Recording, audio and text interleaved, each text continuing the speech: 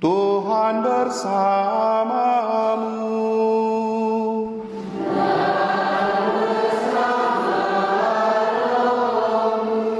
Marilah mengarahkan hati kepada Tuhan.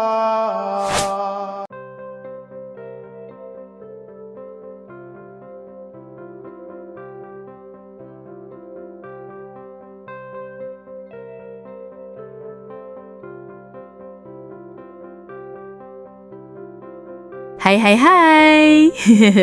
Pernah nggak sih kamu mikir, kenapa sih gereja Katolik dan Kristen Protestan itu kayak nggak pernah benar-benar bersatu? Padahal ya, sama-sama percaya Yesus, sama-sama bawa salib, sama-sama baca Alkitab. Tapi tunggu dulu, di balik semua kemiripan itu, ternyata ada perbedaan besar yang nggak bisa kita anggap sepele. Sebelum abad ke-16, dunia Kristen itu cuma kenal satu gereja, Gereja Katolik. Gereja ini berdiri sejak zaman para rasul, dipimpin langsung oleh Santo Petrus, rasul yang dipercaya Yesus. Nah, dari sanalah garis kepemimpinan Paus dimulai. Tapi, tahun 1517 ada seorang biarawan Katolik yang bikin heboh, Martin Luther. Dia nulis 95 dalil. Isinya apa? Kritik keras soal jual beli indulgensi, kekuasaan paus, dan cara menafsir kitab suci. Yang awalnya niat reformasi, malah jadi perpecahan besar-besaran. Muncullah gereja Lutheran, lalu Calvinis, Baptis, dan sekarang udah ribuan denominasi Kristen yang beda-beda. Luka itu sampai sekarang belum sembuh. Gereja Katolik percaya Yesus mendirikan satu gereja yang kelihatan dengan otoritas yang jelas. Yesus kasih kunci ke Petrus. Dari situlah muncul peran Paus. Bersama para uskup, mereka menjaga ajaran lewat yang disebut magisterium.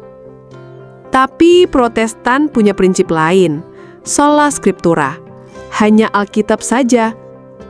Kedengarannya keren sih, tapi kalau semua orang bebas tafsir sendiri, siapa yang bisa jamin kebenaran tetap lurus?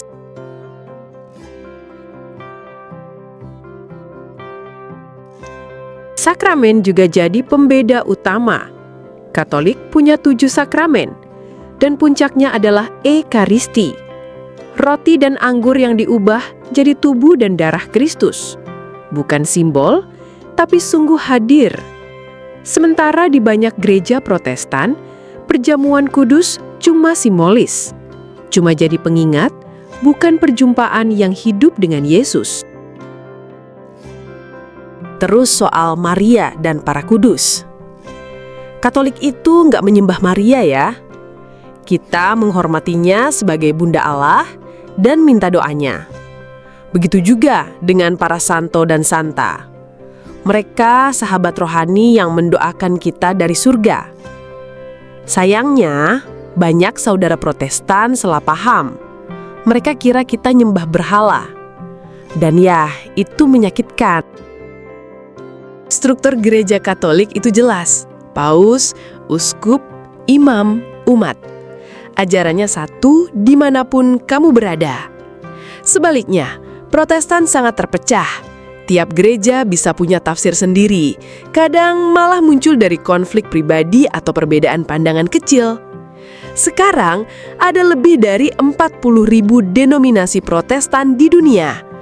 Kalau Roh Kudus itu satu, masa iya kebenarannya bisa beda-beda? Lalu pertanyaannya, bisa nggak sih Katolik dan Protestan bersatu lagi?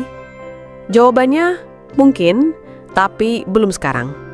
Karena persatuan sejati butuh kebenaran sejati, bukan sekedar kompromi demi kelihatan damai.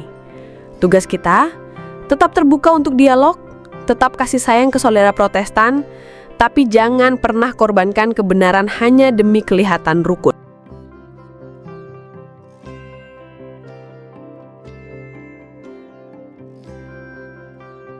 Kalau kamu pengen belajar iman Katolik tanpa basa-basi dan apa adanya, jangan lupa klik tombol subscribe, nyalain juga loncengnya ya.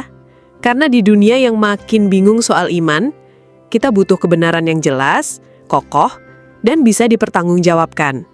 Saya pamit dulu, sampai jumpa di video berikutnya. Tuhan memberkati. Dadah!